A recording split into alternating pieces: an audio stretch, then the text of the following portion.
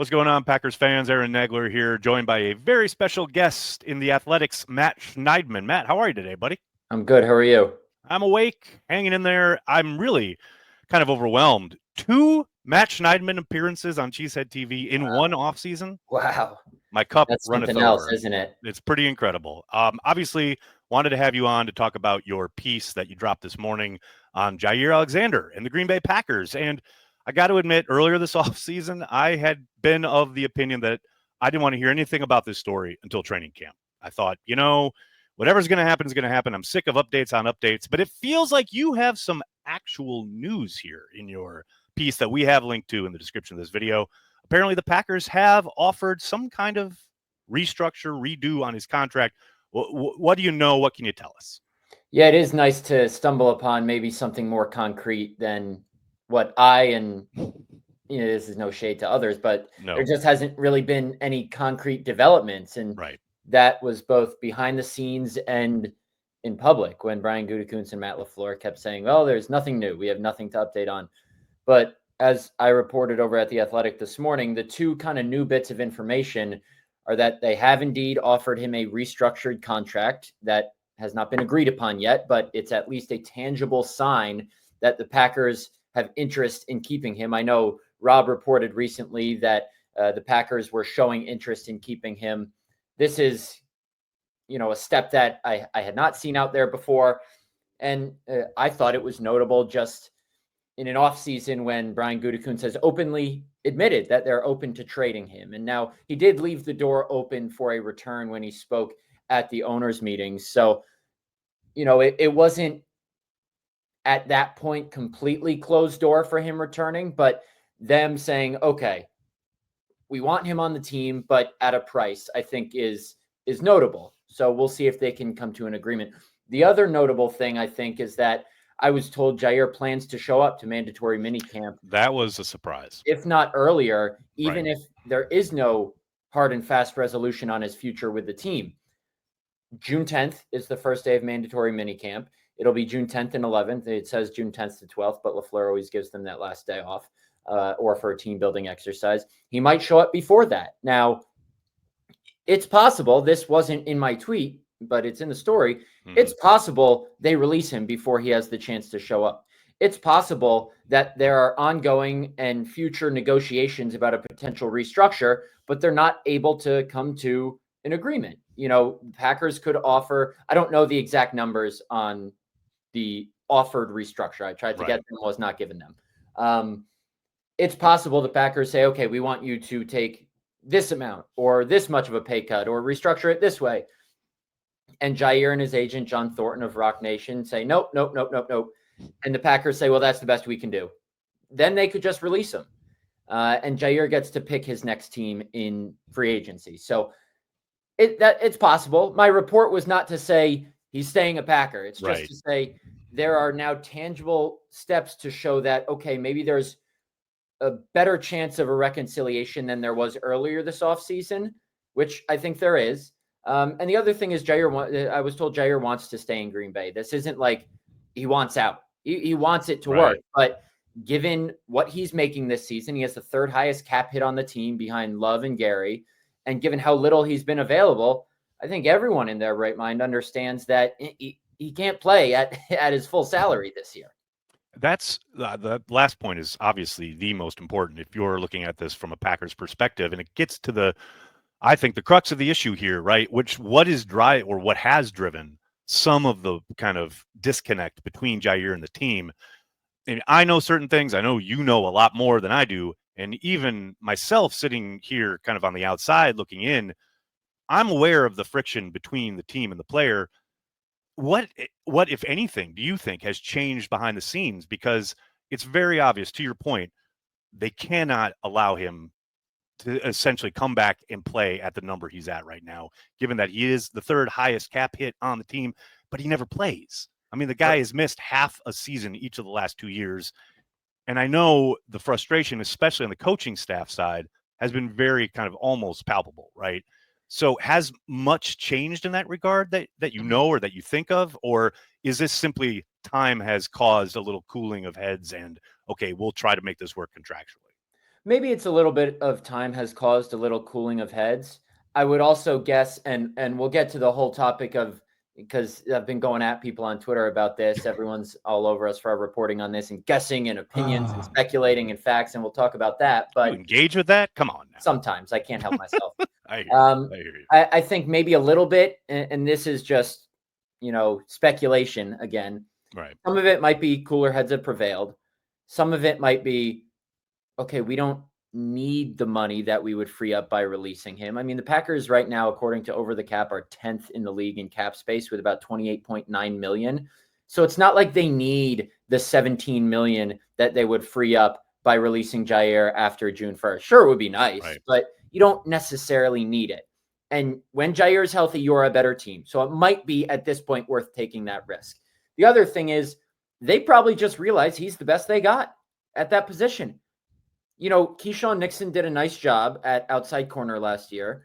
Brian Gutekunst thinks he did a really, really nice job. Those were his words at the combine. Right. Nate Hobbs, they like him as both an outside and a nickel guy. He's been more of a nickel guy in his career. Carrington Valentine has shown some flashes here and there. But Jaire Alexander, when healthy, is not just the Packers' best outside corner. He's one of the best outside corners in the NFL. That's a massive if, because he's played 16 out of the last 37 games over the last 2 seasons because of 4 different injuries and the 1-game suspension in 2023. So this isn't as simple as, okay, well, he's good when healthy, let's keep him. No, there's money involved, there's the injury risk, and who knows, there may be some lingering off the field stuff that carried over from the 2023 season when there obviously was a bunch, because him nominating himself captain, as Matt LaFleur said publicly, was just the last straw. So there was clearly stuff beforehand that we didn't hear about publicly. So this isn't just a cut and dry situation. There's a lot going on. But as we talked about, I think I'm not ready to sit here and say Jaire will be a Packer, but signs are certainly starting to point toward that being more of a possibility. Certainly feels like there's a better chance sitting here in late May than there was, say, in February, right? Mm-hmm.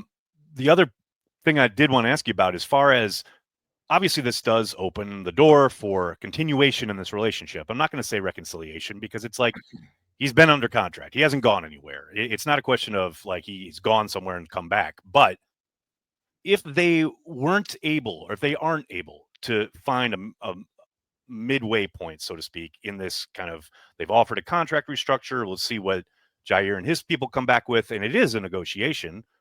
If they get to June 10th, it's mandatory minicamp, mandatory being the operative word here. What does that look? Does he do a hold in? I mean, what does Jaire do as far as they're talking about him coming back? There's no way on God's green earth his agent can sit there and say, yeah, sure, go ahead and participate and maybe twist an ankle or whatever. And then you're really out of any kind of possibility of, oh, they might still release you and you can go negotiate with another team because now you're injured again. Right. Like, it just feels to me that, okay, if he shows up, what does that even look like on field? Yeah, I don't know if there would be much within the white lines. He might be on the field in the rehab area, but you're absolutely right, Aaron. I think it would be not necessarily a hold in, but if he shows up, it's a sign that I want to be there. I want to be around my teammates. I want to honor that it's mandatory. There is also the aspect, this is obviously just speculation, but there is the aspect of the team has the option to fine you if you miss mandatory minicamp.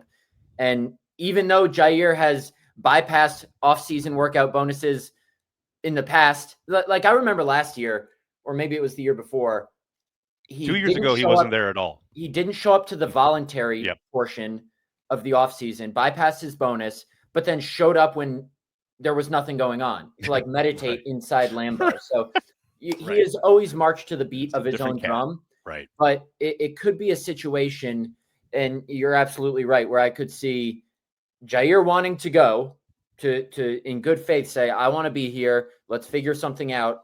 But then Thornton actually saying, whoa, okay, you're not doing anything, because if you get hurt and the Packers are going to release you anyway, or that's the conclusion this all comes to, then your market just absolutely tanks. So I don't expect him to actually participate in anything notable until something is hard and fast resolved, whether that is with the Packers or another team. Now, you've mentioned it a couple times as far as what the difference between what you've reported and is something that you know for sure, et cetera, versus speculation. So I will allow you the floor, sir, to talk about this a little bit, because I will admit, like, obviously I sit in a very unique spot as far as someone who used to be on the beat, and now I am very much just a fan sitting on the outside, but I still have certain relationships with people and I still know things. So when I see what you're talking about, like fans talking about, oh, I've seen a lot of this is driven just by the beat writers, or this is just, speculation, nonsense, etc. I know that's not true, but there's not much I can say as a fan sitting here. Yes, I've got a YouTube channel and I've got a platform, but I did want to ask you about it because you are on the beat. And I know this is bullshit. I know that there's very real shit going on behind the scenes. What is your take when people come at you like that? Because, like I said, I know it's not true. And it drives me insane when these fans sit here and make this kind of thing up about a beat that is working their ass off to get us information like the stuff you got for us today. Yeah, well, the last thing I want to do is play the victim, because as a diehard fan of a team in the New York Yankees, I know how fans can be. They can be a little bit irrational. And I love Packer fans. They are the reason I have a job, essentially, because they're so passionate and they're such a great fan base. So none of this is personal. I just like explaining some context behind, how the process works, how some of the reporting works. And I will be the first to say I've been guilty in past years. I'm not saying with this situation, of just guessing on things. Like, for example, and I'll be open about this, I didn't really have much insight on the Davante Adams trade before it happened. And I was just guessing that they weren't going to trade him just based off common sense. And they did. With Jaire, there has been more of this happens sometimes with reporters. There are conversations that reporters have that may be on background or off the record. And the difference in that is, off the record is you can't use this for publication.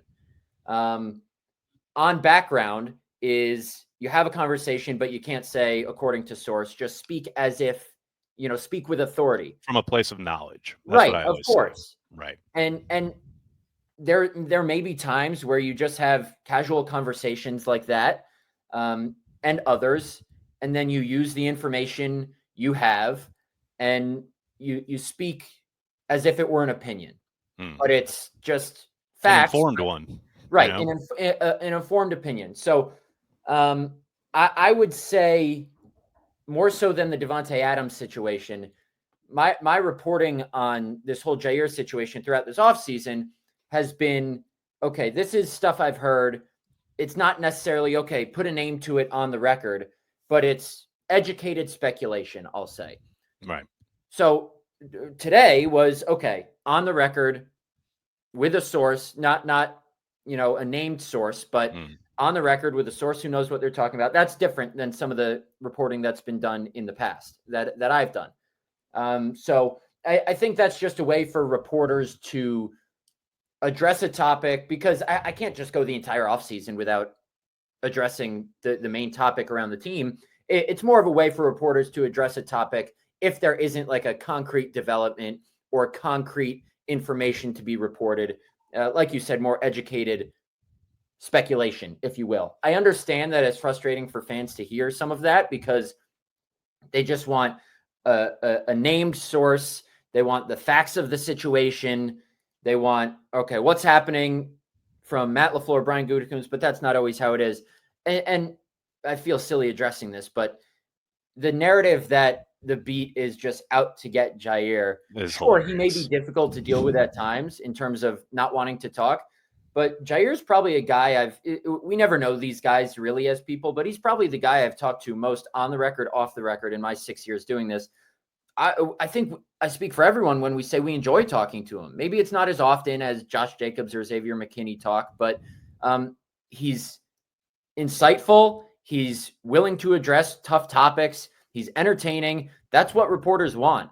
So I just speak for myself, and I'm sure I speak for others, when this is not some beat writer vendetta against Jaire Alexander. We're just all trying to inform readers and fans as best we can based on information we get through different conversations and channels. And that's the thing that I hope people can take away and maybe inform their fandom going forward and talking about, like, to your point, yeah, fans just want the hard truth and the facts and all that stuff. But we're sitting here through the longest offseason in any professional sport where there's not updates and facts given out like every single day of an offseason. So you're going to be having conversations that, yeah, you're talking to someone who is informed, who I mean, tweeting at, people who have a little bit of knowledge, have some time with the team. And I think the tonal shift, as it were, from where we were sitting at the end of the season to now, that's organic. That's happened over the course of this